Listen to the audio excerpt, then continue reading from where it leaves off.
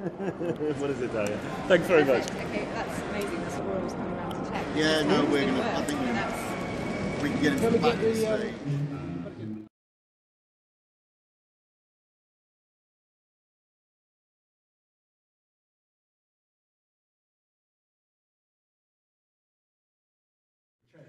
And I got on really well with Bill, got on well with Maureen and Jackie and Russ, who of course were leaving.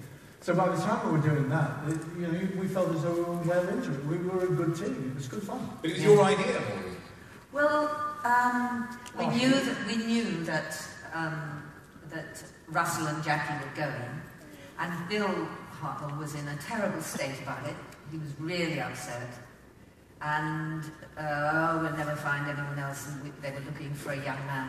And we sort of got together, Jackie and Russell and I, and said, you know, that Peter, who was playing that mad Texan on the roof of the Empire State Building, was really great, and we all liked him very much. And so I suggested it to Bill Hartwell, and he then kind of, his eyes lit up for the first time for weeks because he'd been in such a depression about him leaving. And he said, good idea, and that was, he was okay then. So he was ready to welcome Peter because he already knew him and liked him. And also he was a great respecter of very good actors, so he liked somebody who turned in a performance like Texan. I was always very sad you couldn't come back as that Texan. Yeah, I don't think I could have kept the accent that much.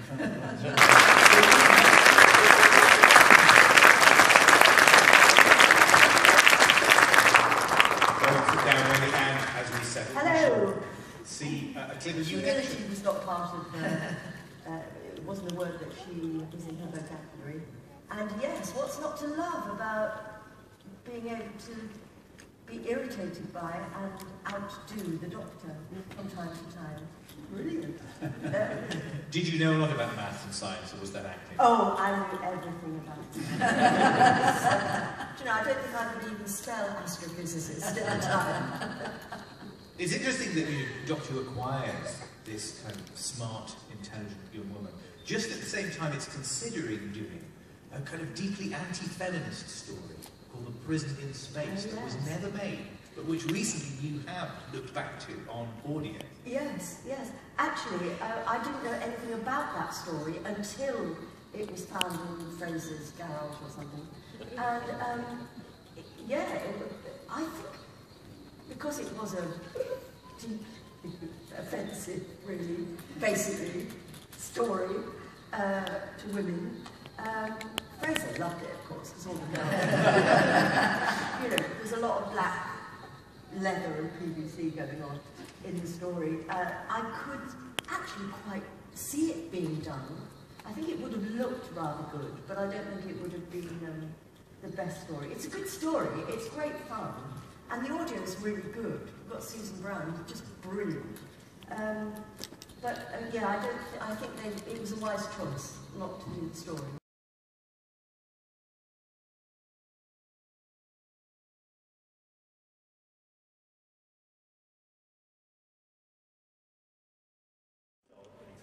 Is the Fifth Doctor, Peter Davison.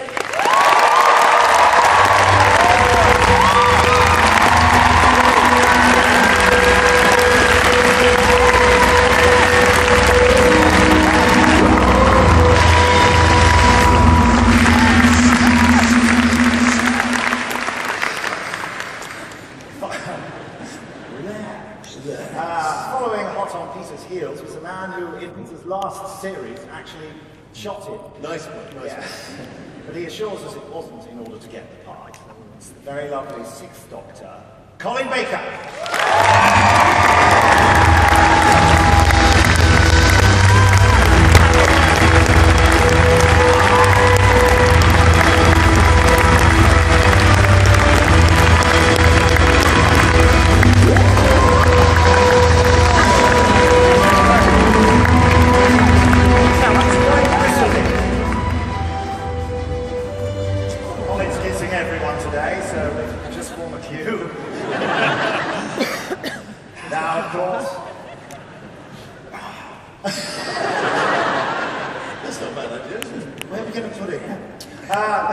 Doctor, the 7th Doctor, who's going to have nowhere to sit. Arguably the longest running Doctor, because he did 3 years on the BBC and they had to wait until 1996 to pass the baton on in the TV movie with Paul McGann. It's the 7th Doctor, Sylvester McCoy.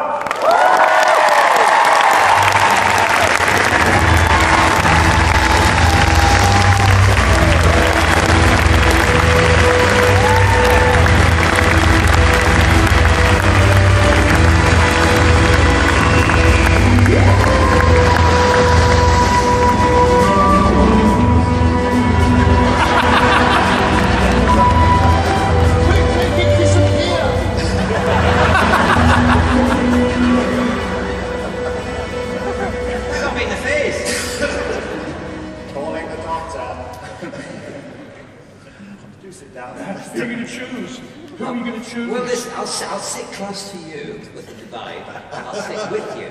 So that's diplomatic, I think.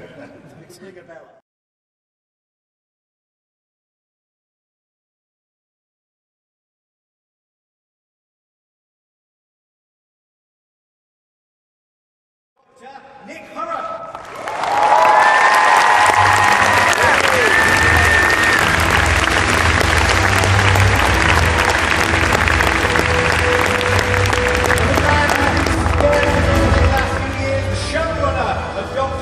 Mr. Stephen Moffat!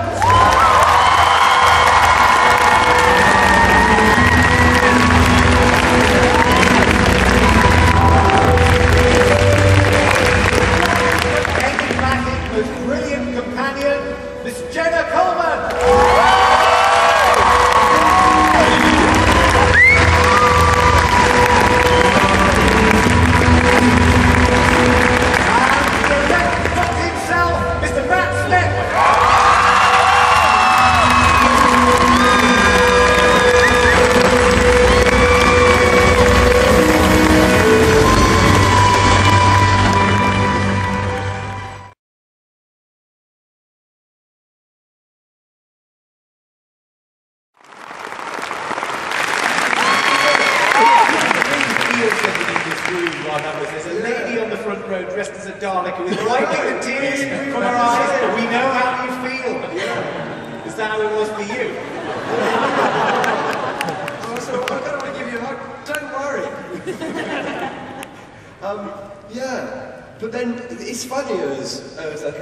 I was just saying to Jenna then, one can't help but go, why am I pulling such a stupid face in here? No, but it's exciting, isn't it? Seeing all the doctors on a cloud working with Gallifrey. I mean, it doesn't really get any better than that, does it? And seeing big TV with that voice and still mad as a box of lunatic frogs.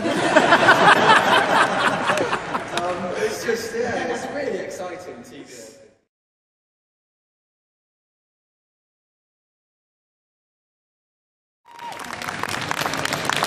Cake.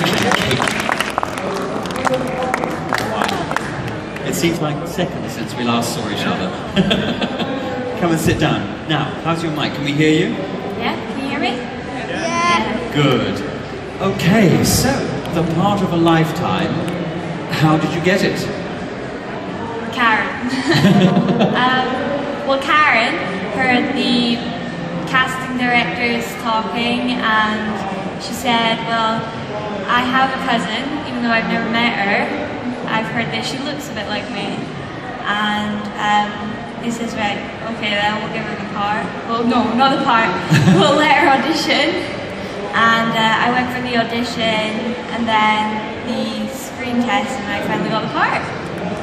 And what was the screen test like? And what, did you have scenes with Karen? Was she there during the test? She wasn't.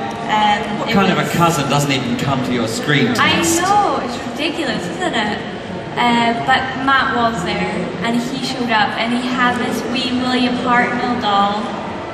I know, he brought this wee present for me, he was like, here, that's for you. Oh. Thank you.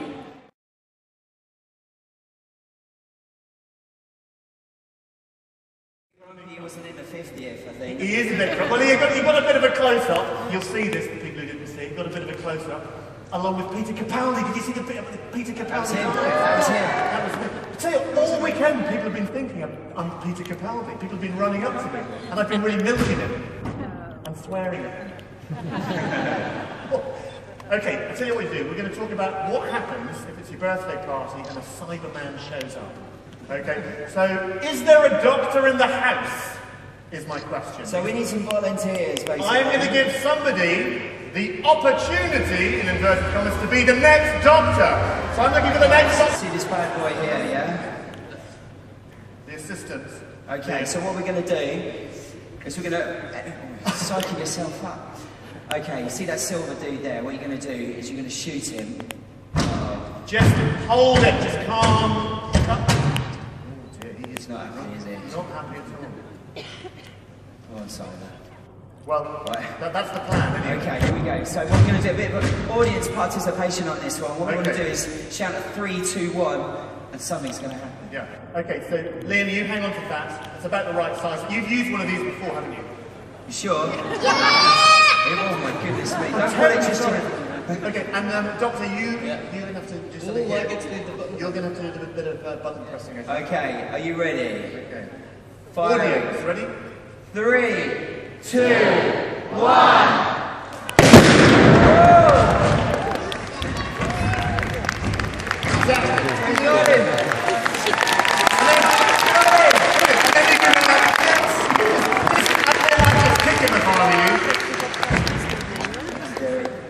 Thank you, guys.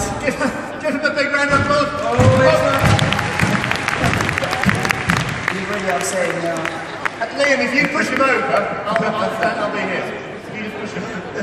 What are you hiding behind me for? A level, please. Come on. There we go. Okay, let's cut there. Love that. Very good. Have you all still got your hair on?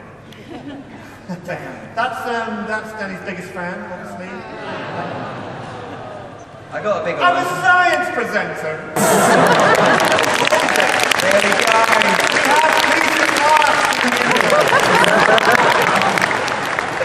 There we go.